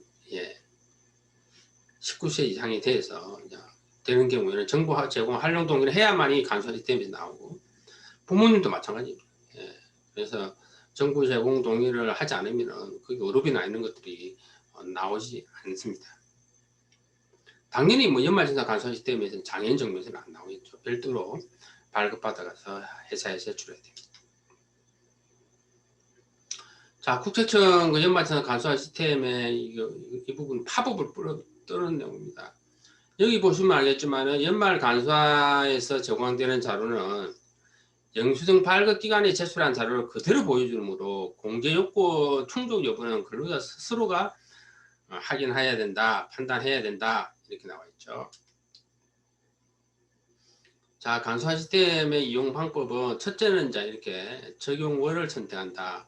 1년 만건하신 분들은 뭐 선택할 필요는 없죠. 근데 만일에 뭐 7월부터 입사를 했다 하면은 1월부터 6월까지는 예를 들면 이렇게 선택을 제외하라 그런 안내를 하고 있는 겁니다. 그래서 공제 항목을 선택하고 뭐 내용을 확인하고 보시고, 자, 올해부터는 안경 구입비가 카드로 결제한 안경 구입비가 나오게 되고요. 이건 이미 의료비에 반영되어 있기 때문에 별도로 예를 들면 차감하지 않는다라고 나와 있습니다. 여기 다시피 안경 구입비가 나오고 있고요. 그리고 안경 콘택트 렌즈 구매자에서 누가 구매했는지만 선택하면 됩니다. 자, 올해 달라진 것 중에 가장 여러분들이 유의하셔야 될 것은 실손 의료비가 올해부터 의료비 항목의 바로 밑에 이렇게 표시가 됩니다. 자, 표시가 되는데 만약 이 실손 의료 보험금이 작년 치료비에 대한 거라 그러면은 바로 이제 우리가 의료비에서 바로 이 금액을 빼주면 됩니다. 근데 지금 여기 화면에 나와 있는 사례는 2000년도 의료비에 대해서 실손보험금을 받은 게 아니고요. 2019년도 지출한 의료비에 대한 실손보험금을 받은 내역이 여기 나옵니다. 나왔다는 거죠. 위에 바로 보시면 알겠지만 위에 금액은 28만 원인데 35만 원을 실손보험금을 더 많이 받을 수는 없죠. 그래서 이런 경우에는 이제 국세청이 예를 들면 수정 신고를 해야 된다. 언제까지? 보험금을 수령한 연도와 예를 지금 작년이잖아요. 작년이면은 올해 5월달까지 수정 신고를 해야 된다. 이런 좀 이야기를 하는 겁니다. 자, 지금 용어를 하나 좀 기억해 두시기 바랍니다. 세금을 많이 내서 환급 받는 권리는 경정 청구고요. 거꾸로 세금을 적게 내서 추가로 납부하는 것은 수정 신고라고 합니다. 수정 신고. 그렇게 하더군요. 그리고 예를 들면 뭐 작년에 실손보험금을 받았는데 그것이 2000년도 분도 있고 작년 분도 치료비도 있고 그 전에 치료비도 있으면은 그거를 구분해서 뭐 차감해야 된다 이제 그런 이야기도 하고요. 근데 여러분 잘 알다시피 뭐 지금 보면은 이분 같은 경우에는 지금 우리가 실손보험금이 35만 7,400원인데 여기 한계세율이 16.5%라고 보면은 세금으로 따지면 58,970원 정도밖에 안 됩니다. 58,970원을 추가로 납부하기 위해서 이제 종합소득세 확정신고를 추정신고를 하라고 국세청이 하는데 실제적으로 하기가 쉽지 않겠죠. 예. 그래서 보면은 이건 편리한 연말정산 판매입니다. 여러분들이 이제 일부 회사에서는 조그마한 우리 중소기업 같은 경우에는 편리한 연말정산을 통해서 연말정산을 많이 합니다. 그런 경우에는 여기에서 이제 수정 버튼을 여기 보면 어로비 수정 버튼 있죠. 이 수정 버튼을 누르면은 거기서 이제 그 어로비에서 예를 들면은 차감해라. 예를 들면은 실손보험금을 차감해라. 이제 그런 이야기 합니다. 예. 그래서 연말정산 간소화 시스템에서 나온 숫자하고 실제로 내가 받을 금액하고 틀리면은 이 수정 버튼을 눌러서 수정하면 된다. 그런 이야기입니다. 자, 지금부터 이제 공부해야 될 것은 굉장히 중요한 내용입니다. 여러분들이 한국에서 이렇게 직장 생활을 하거나 다음에 또 뭐 사업을 할 수도 있고요. 했을 때 이 개념은 꼭 이해해 두셔야 됩니다. 근데 이 개념은 상당히 어려운 우리가 개념이고 주변에 뭐 세무사라든지 사실상 세법을 아주 오래 공부하시는 분들도 이 개념을 정확하게 이해를 못하고 계신 분들이 굉장히 많습니다. 그래서 여러분들이 올해 연말정산에서 내가 이 공제를 받아야 되느냐 안 받아야 되느냐를 선택해야 되겠죠. 자, 그 선택을 하기 위해서 여러분들이 이 개념을 이해하시면은 여러분들이 그 판단을 굉장히 쉽게 하실 수 있습니다. 몇 년 전에 강호동씨가 세무조사를 받아서 뭐 수억 원을 추징했다 라고 이제 언론에 기사가 뜨면서 강호동 씨가 뭐 이렇게 사과도 하고 잠시 은퇴하고 다시 들어왔는데, 자, 언론에서는 절세, 탈세 두 가지 개념만 씁니다. 그런데 우리가 학문적으로 보면은 네 가지 개념이 있습니다. 자, 절세, 조세피, 탈세, 조세포탈. 자, 여러분들 절세는 여러분들 잘 아실 거고 법의 테두리 안에서 내가 절세를 하는 거고, 조세 포탈도 굉장히 쉽습니다. 고의적으로 탈세한 경우, 예. 사기적인 행위, 뭐 이중장부를 만들어서 사업자가 세금을 안 냈다, 뭐 허위 세금세를 발급했다, 뭐 이런 거는 전부 다 이제 이렇게 고의로 세금을 포탈하기 때문에 행사처벌 대상이 됩니다. 그게 조세 포탈입니다. 탈세는 뭐냐? 탈세는 뭐 사업자 같은 경우에는 뭐 세무회구와 기업회계의 차이, 뭐 이런 표현을 하죠. 예를 들어 접대비를 지출했는데 1,000만 원을 지출했는데 세법에는 1,000만 원 인정하는 게 아니고 일부만 인정합니다. 그리고 뭐 상속을 받았는데 이 부동산을 감정가 가격으로 평가를 할 건지 뭐 매매 가격으로 평가를 하겠지에 따라서 세금이 달라지겠죠. 그리고 세금의 기소년도의 차이, 조금 전에 제가 설명했죠. 실비보험을 작년으로 예를 들면 기속시킨 건지 안 그러면은 2019년으로 기속시킨지에 따라서 이게 세금이 달라지지 않습니까? 그런 거라든지, 그리고 법 해석의 차이는 항상 납세하고 이제 가세관청이 다툼의 소지가 됩니다. 뭐 실비보험 로비도 마찬가지고 뭐 장애인에 해당되느냐 안 되느냐도 마찬가지입니다. 그리고 뭐 세법이 복잡한 세법으로 소득금의 100만 원이 없잖아요. 소득금 몇백만 원이 복잡하기 때문에 우리 세금을 추징당하게 되는 거거든요. 이런 경우에는 우리가 세금은 추징을 당하지만은 실제적으로 이거는 우리가 도덕적으로 비난을 할 수 있는 그런 우리가 대상은 아닙니다. 예. 자, 그러면 조세회피가 뭐냐라는 거는 여러분들이 이해를 하셔야 됩니다. 조세회피라는 것은 하여튼간에 세금을 안 내려고 하는 행위를 이야기했죠. 가급적이면. 근데 이거는 성공하면은 절세가 되는 거고요. 실패하면은 세금을 내게 되는 겁니다. 탈세가 되는 겁니다. 예. 대표적으로 뭐 실비보험이 이제 그런 내용이에요. 자, 절세는 여기 여러분들이 쭉 읽어보시면 알겠습니다. 예를 들면은 부모님 공제를 소득이 높은 행위 공제 받는다든지 맞벌이 부부가 예를 들면 지금까지 공부했던 맞벌이 부부에 관한 내용이라든지 뭐 세법의 틀 안에서 예, 우리가 세금을 적게 내는 행위를 절세라 그러는 거죠. 조세 포탈은 사기적인 행위로 통해서 세금을 포탈하는 것을 이야기를 합니다. 자, 연말정산과 관련해서 제가 설명을 해드리면 대표적인 게 허위 영수이죠. 허위 기부금 영수죠. 예.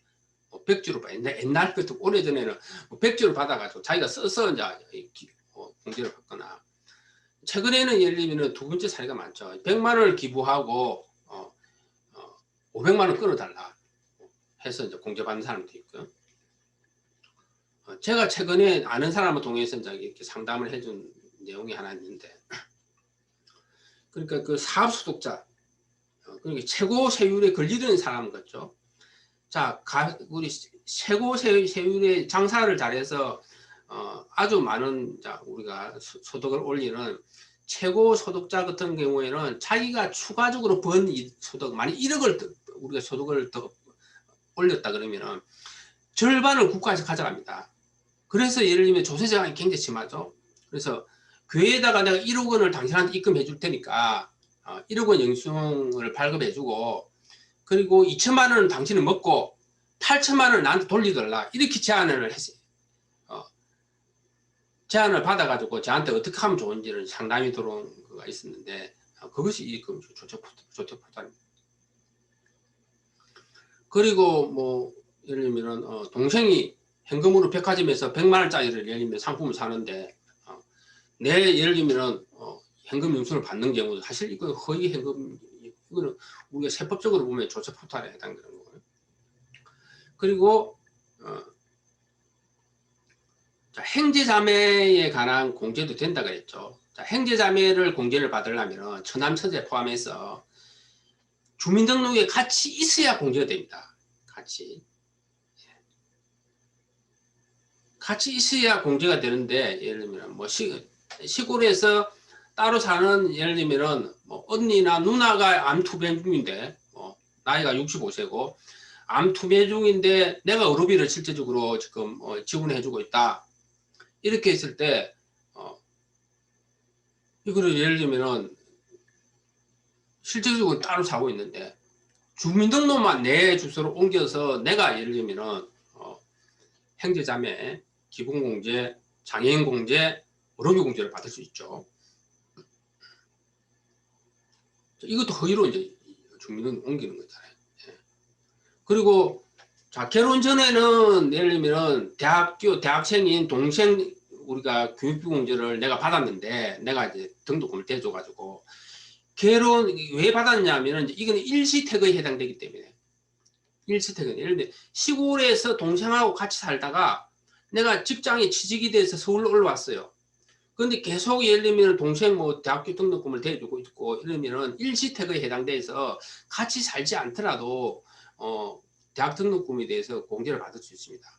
근데 결혼을 해서 분간했습니다. 결혼을 하면은 국세청에서는 이건 일시택에 해당되지 않는다, 이렇게 우리가 판단하는 겁니다.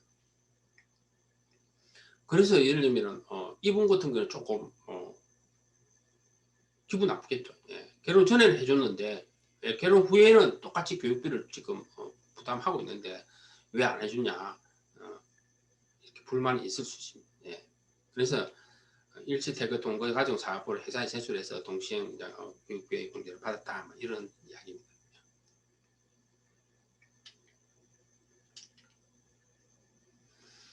자, 그러면 조세피가 뭐냐, 여기 나와 있죠. 자, 우리가 예를 들면은 조금 전에 설명했지만은 세법은 항상 추상적이고 복잡하고 애매모호한 조항들이 많습니다. 대표적으로 예를 들면은 뭐 생계를 같이 하는 부양가족, 항시 치료를 위한 중증 환자 뭐 이런 개념 자체가 굉장히 추상적이다는 예. 추상적이기 때문에 그렇고 그래서 판단하기가 쉽지 않다는 거죠. 예.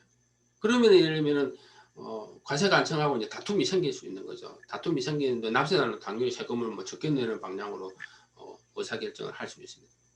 그래서 조세회피라는 것은 입법 취지로 보아서는 세금을 내야 하지만 세법의 약점과 구멍을 이용해서 세법이 예정하지 않는 비통상적인 방법으로 세금을 덜 내는 행위를 우리가 조세회피라고 그런다는 거죠. 자, 그러면 우리가 연말정산 제도의 약점과 구멍이 뭔지를 일단 먼저 공부해 보도록 하겠습니다.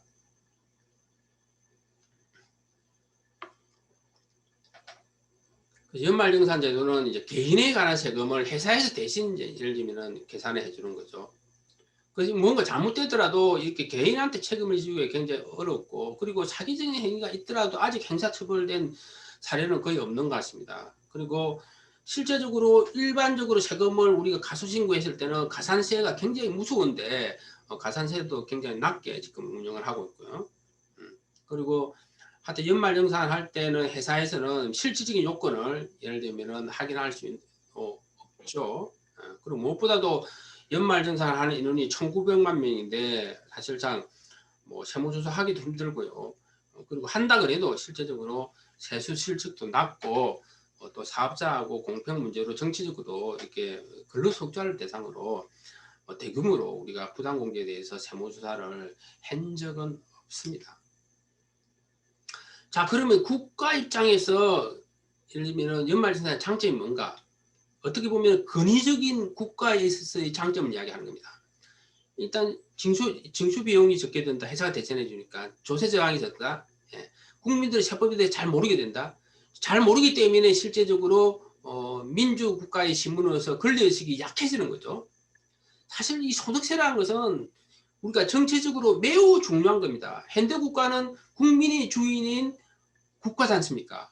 그 의미는 소득세를 국민들이 자발적으로 우리가 세금을 내야 한다는 걸 의미합니다. 자발적으로 내기 위해 내야 우리가 되는 거죠. 그래서 권리의식이 생기는 겁니다. 세금에 대한 예상 낭비를 감시한다든지 뭐 투명성이라든지 이런 것 자체가 소득세를 모르고는 그런 권리의식이 생기기가 굉장히 어렵습니다. 그래서 저는 그래서 미국, 스웨덴, 캐나다 대부분의 선진국은 연말정산 제도는 없습니다. 원천징수 제도는 있어도 사업자와 똑같이 근로소득자도 5월달에 확정신고로서 자기가 세금을 정산합니다. 본인 스스로.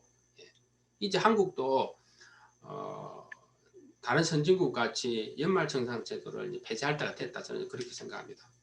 그래서 1935년에 미국의 대법원 판례가 법이 허용하는 범위 안에서 납세자가 자신에게 부과될 세금을 감소시키거나 이를 회피하고자 하려는 법적 권리는 절대 무시될 수 없다. 이런 판례가 있는데 여기서 법이 허용하느냐 안 하느냐가 예를 들면 애매한 경우가 많다. 그래서 조세회피라는 것 자체가 생기는 겁니다. 그래서 조세회피 사례의 대표적인 게 사실 실비보험권입니다. 저희 납세인명에서 뭐 이렇게 소송에서 대법원에 상고한 지 4년마다 우리가 작년에 이제 판결이 패소 판결이 나왔는데 여기도 나와 있지만은 이제 근로자가 직접 부담하는 의료비에 예를 들면은 뭐 해당하지 않아서 그 실비보험을 의료비에서 차감해야 된다 이렇게 판결했는데 저는 이 판결을 보면서 깜짝 놀랐습니다. 4년 동안 예를 들면은 우리가 기다리다가 판결문이 나왔는데 실제적으로 왜 이것을 대부분에서 이렇게 판단하는지에 대해서 판결 이유가 없습니다. 이게 딱 한 장이에요. 판결용이. 실제 저는 예를 들면 이거를 만약에 우리 납세인명이 성소를 했다라면은 우리가 1000만 명 이상한테 세금을 환급해 줘야 되기 때문에 정치적으로 굉장히 파장이 큽니다. 그래서 이게 대부분에서 뭐 정치적으로 이렇게 패소 판결을 하지 않냐 그런 의심을 하는 거지 이유가 없어요. 왜 이렇게 판결했는지 최초의 판결인데 이유를 좀 적어줘야 되는데 이유도 없이. 그래서 이제 이런 법 해석과 관련해서 항상 다툼이 있다. 그래서 대부분의 그리고 판결이 날 때까지는 이길지 질지 모릅니다. 그래서 이기면 절세가 되는 거고요. 지면은 탈세가 되는 겁니다. 예를 들면. 그래서 조세회피라는 것 자체가 이제 중간에 있는 거죠.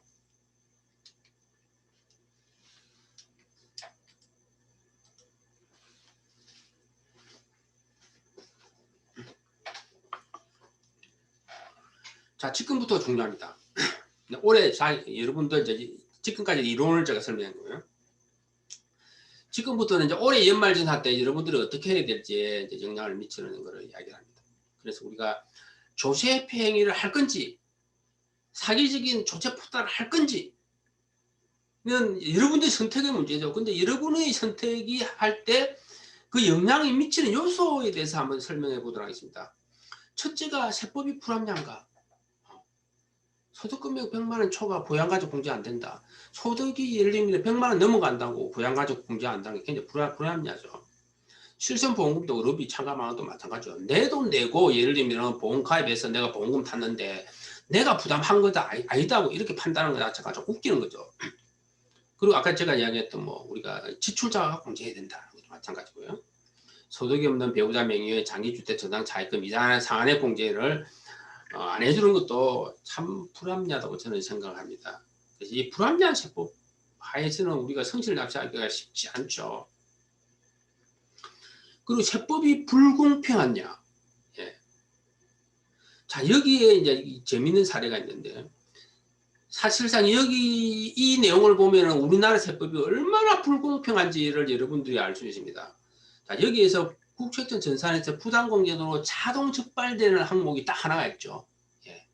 다른 거는 여러분들이 공제를 받아도 예를 들면 전산에서 자동 적발되지 않습니다. 여러분들이 세무조사를 받지 않는 이상 아무 탈이 없다 이렇게 생각하시면 됩니다. 예. 그래서 2001년 이전에 부모님이 퇴직했는데 공무원연금을 뭐 300만 원 받든 400만 원 받든 500만 원 받든 공제 받으셔도 되고요. 예. 임대소득이 2천만 원 미만이면은 공제 받으시면 됩니다. 분리가세는 되기 때문에 이자 배당도 마찬가지고요. 주식으로 뭐 1억 벌었든 2억 벌었든 주식 양도 차익에 대해서는 작년까지는 이거가 다 비과세입니다. 아무리 많아도 이거는 소득을 안 본다는 거죠. 그리고 부모님이 시골에서 논농사 밭농사를 크게 지어서 뭐 1억 소득이 있어도 이거 기본제 받아도 되고요. 예. 부모님이 일용직 소득의 건설 현장에 일하시는데 연소득이 5천만 원, 6천만 원, 7천만 원이라도 공제 받아도 됩니다. 예. 그리고 지하경제에 종사하시는 분은 당연히 뭐 적발도 안 되겠죠. 자, 그렇지만은 부모님이나 배우자가 근로소득이 500만 원이 넘어가면은 배우자 공제나 부양가족 공제가 안 됩니다. 예. 안 됩니다. 예. 쉽게 이야기하면은 부자 아빠는 예, 부자 부모는 쉽게 하면은 공제받고 가난한 아빠는 가난한 부양가족은 기본 공제 안 해준다는 거잖아요. 아주 불공평하죠. 예. 자, 그리고 세법이 자주 바뀌고 복잡하냐? 여러분들이 부당공제로 추징되는 것 중에서 가장 많은 건수를 사용하는 것이 이것이 소득금액 100만 원입니다. 자, 부양가족들이 소득금액 100만 원이 초과하면 기본공제를 받으면 안 되는데 여러분들이 그거를 알기가 어렵다는 거죠. 여러분들이 멍청해서 그럴까요? 아닙니다. 세법이 너무 복잡해요.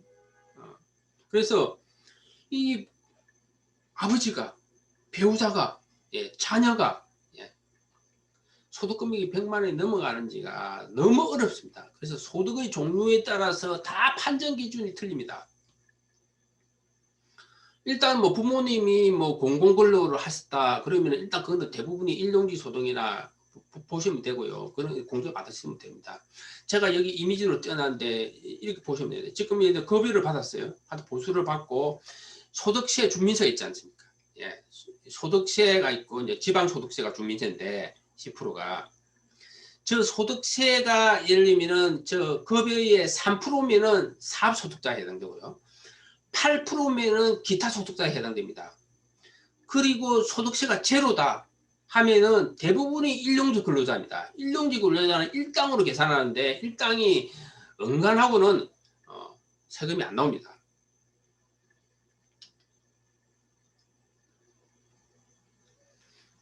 자, 그리고 우리가 이 세금을 이제 그 탈세 이론에 있어서 중요한 건데, 탈세를 할 건가 말 건가에 있어서 이제 경제학적으로 우리가 보통 분석을 해보면은 경제학 이론에서는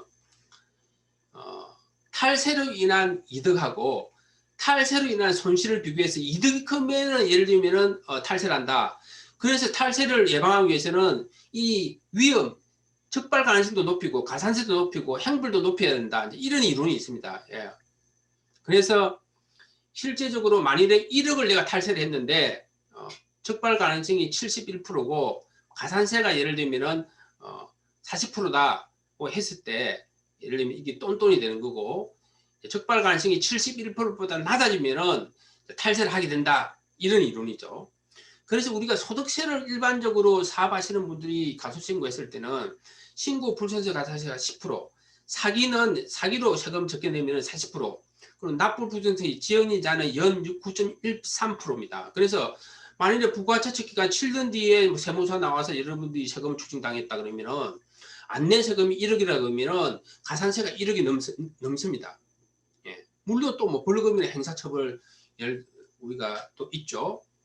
그런데 연말정산을 할 때 연말정산 부담공제를 받으면은 실제적으로 이 가산세가 앞에 보다시피 굉장히 높은 걸로 부과를 해야 되는데 현재 굉장히 낮게 부과를 했습니다. 그러니까 개인이 잘못했는데 개인이 잘못한 걸 보지 않고 회사가 원천징수 의무를 예를 들면 잘못했다고 보고 최대 거의 뭐 한 10% 안 낸 세금에 가소 납부한 세금에 최고 한 10% 정도만 굉장히 낮게 가산세를 부과를 하고 그리고 뭐 행사처벌도 거의 안 하죠. 그래서 실제적으로 굉장히 어떻게 보면은 탈세를 해서 적발돼도 그 손실이 다른 세금에 대해서는 매우 낮다. 자, 그리고 적발 가능성이 100% 있는 것, 100%인 것도 있죠. 이거 여러분들이 부담공제 받으면 절대 안 됩니다. 맞벌이 부부가 자녀를 이중공제하는 경우, 여러 형제가 부모님을 이중공제하는 경우에는 국세청 전차에서 그냥 자동으로 튀어나옵니다. 여기에 보다시피 근로소득 원천징수 영수증에 주민번호가 다 들어가잖아요.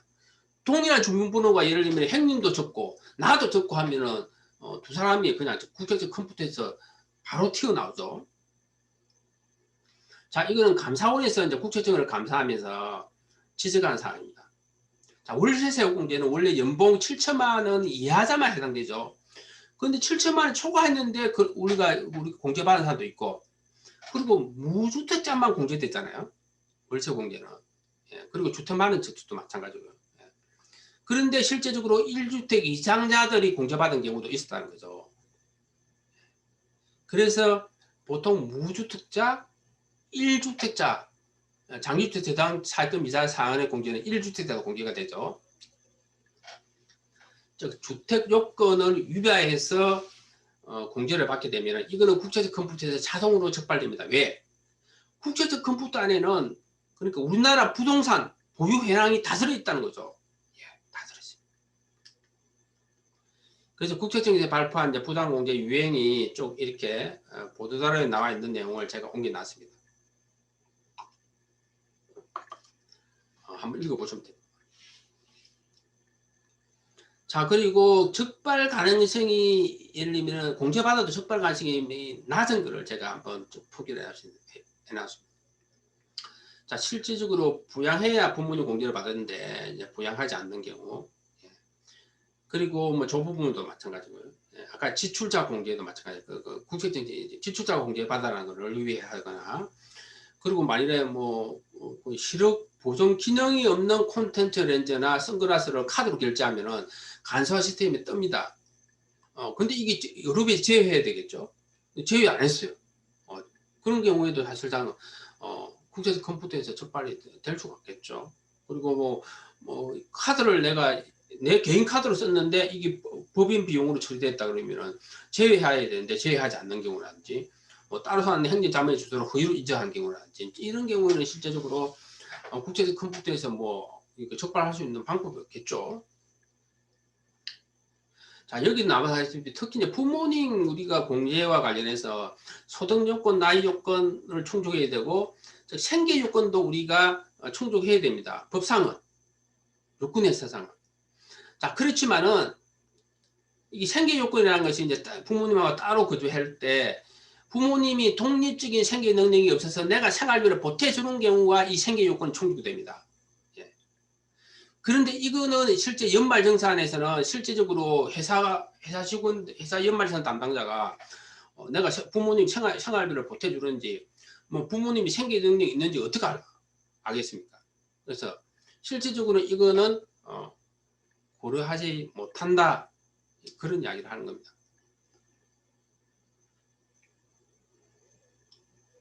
자, 그리고 그 장남이 예를 들면 지금 보면은 아버지가 아버지가 사업을 하시는데 실제적으로 수입이 얼마 안 됩니다. 가표가 굉장히 낮아서 그 소득이 어머니는 없고요. 그리고 대학생인 동생도 있고 아버지하고 같이 근무하는데 내가 따로 근무하는데 우리가 근로자가 연봉이 7,500으로 굉장히 높습니다. 이런 경우에 예를 들면 이 어머니를 아버지하고 내가 공동으로 부양한다, 뭐 이렇게 볼 수 있는 거잖아요. 그래서 이 소득이 없는 어머니를 아버지가 이제 공제받는 것보다 내가 공제받는 것이 훨씬 더 절세액이 큽니다. 이렇게 했을 때 예를 들면 이거 공제받아 되나요? 구체적인 질문하면 어떻게 답변하겠습니까? 예. 그래서 안 된다. 아버지가 어머니를 예를 부양한으로 본다. 이렇게 보수적으로 뭐 답변을 할 수밖에 없는 거죠. 이런 경우에는 뭐 공동 부양으로 봐서 공제를 받아도 큰 문제는 없다는 거죠. 이것도 비슷한 사례입니다. 그래서 소득 있는 행과 부모님이 같이 이제 그 생계를 같이 하고 그 주민등록에서 같이 이제 거주를 하고 있는데 행이 사실상 뭐 예를 들면 일용직일 수도 있고요. 이 연봉이 굉장히 낮습니다. 그래서 소득 없는 아버지를 따로 사는 동생이 예를 들면 연봉 1억인 동생이 공제받으면 어떻겠냐, 이런 또 질문을 해도 이제 예를 들면 국세청이 또 오락가락하는 경우도 있는데 뭐 이렇게 같이 사는 행위 부모님을 실질적으로 부양으로 봐서 따로 사는 동생이 공제를 못 받으십니다, 이렇게 답변하는 경우가 있습니다. 예. 이런 것도 공제받아도 자동 적발되지는 현재까지는 않습니다. 예. 자, 그리고 뭐 이렇게 부모님이 이중으로 공제받을 때는 그럼 누가 공제받아야 되느냐? 첫째, 실제 부양하였다는 사실을 입증하는 사람이 원칙적으로 공제받는 걸로 되어 있습니다. 뭐 2번, 3번을 한번 보시면 되고요. 이것도 마찬가지입니다. 조부모, 할머니가 계시는데, 예. 근데 삼촌도 공제 안 받고, 예를 들면 가족 중에 아무도 공제 안 받아. 예. 근데 내가 공제를 받아도 되느냐, 이렇게 질문하시는 분이 있어요. 근데 실제적으로 연말정산 때 공제 받아도 됩니다. 예. 그런데 이거를 놓친 소득공제로 경쟁청구로 우리가 이게 청구를 하게 되면은 실제 할머니를 부양하고 있다는 입증, 그러니까 생활비 줬다는 거, 뭐 통신비 냈다는 거, 그런 입증 서류를 요구합니다. 그렇지만은 연말정산에서는 뭐 연말정산 회사 담당자가 그거 그렇게 요구하는 사람 없겠죠.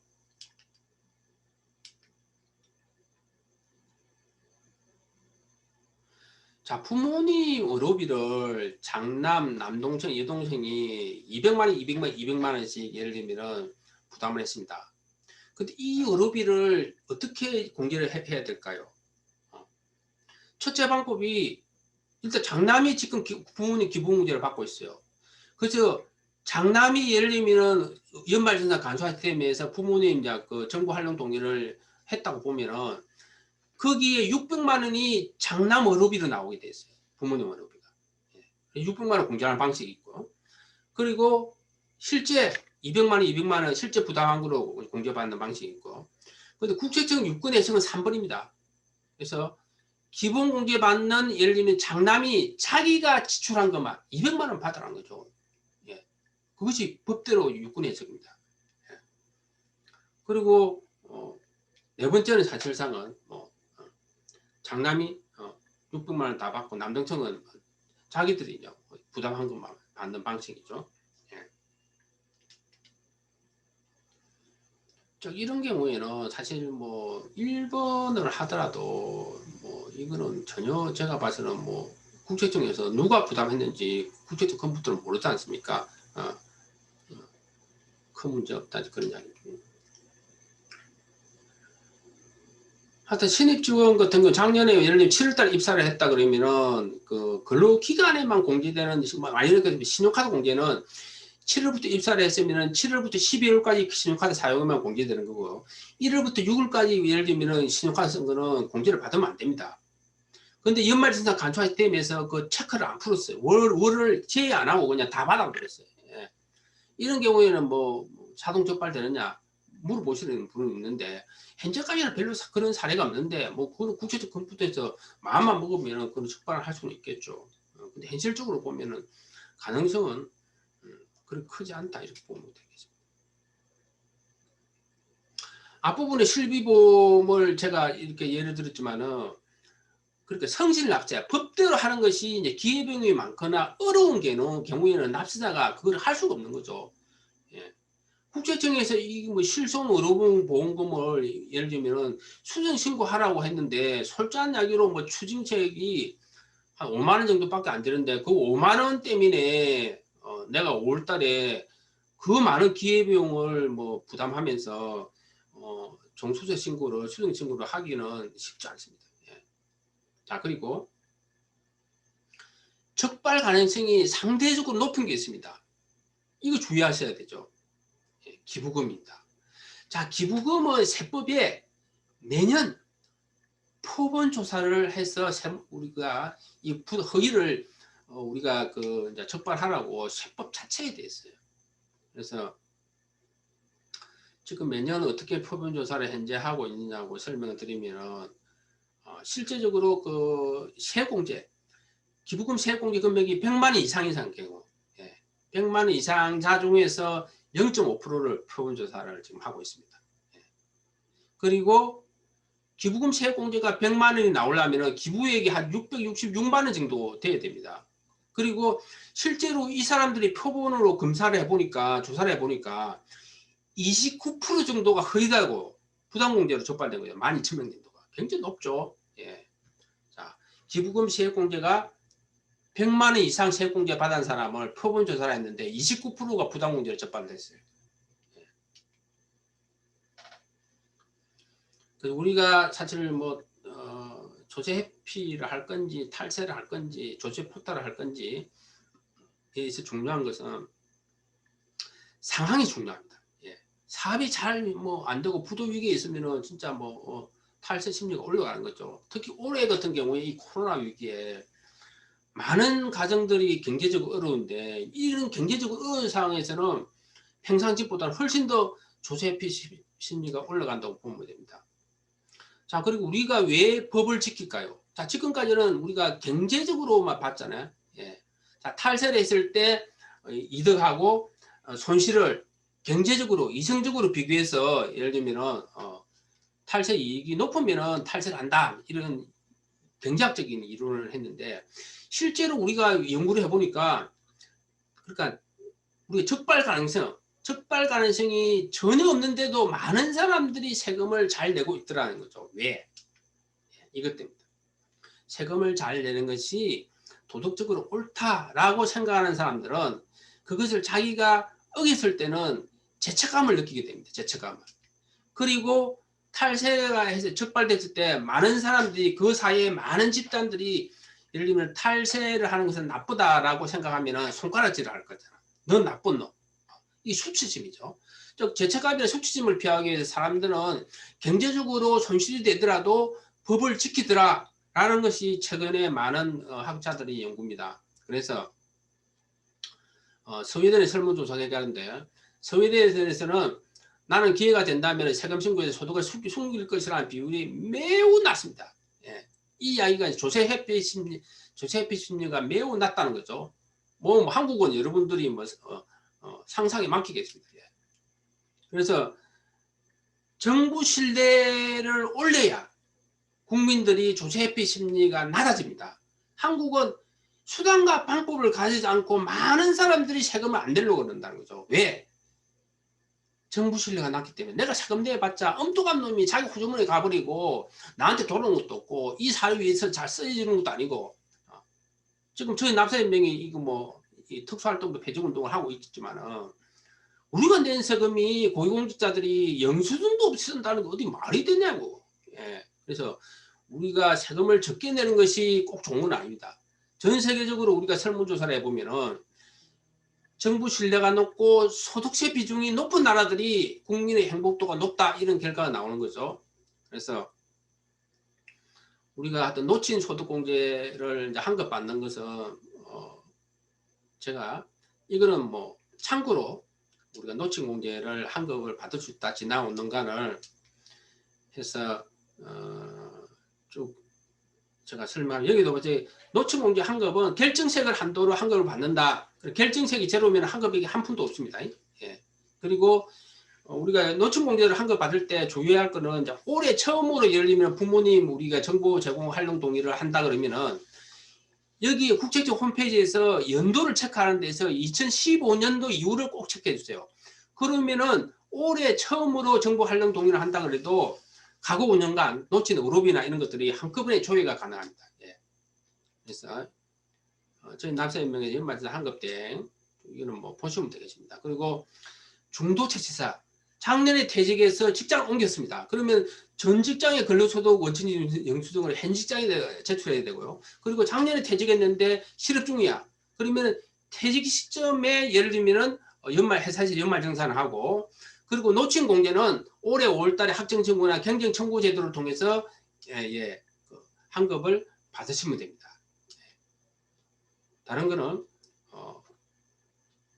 제가 참고로 넣어놨습니다. 일단 강의를 제가 마치고, 지금 질문 들어온 것, 일단 오늘 강의는 이 정도로 끝내고, 하여튼 끝까지 우리가 강의를 들어주셔서 감사드립니다. 하여튼 오늘 강의를 들으신 분들이 많은 분들이 저희 납세연맹에 정기 후원을 해주시는 분들이기 때문에 다시 한번 감사드립니다. 여러분들이 후원으로 저희 납세연맹이 재정 독립을 유지하고 이런 연말정산 서비스를 하고 있습니다.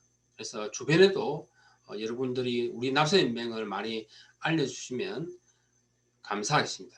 이상입니다.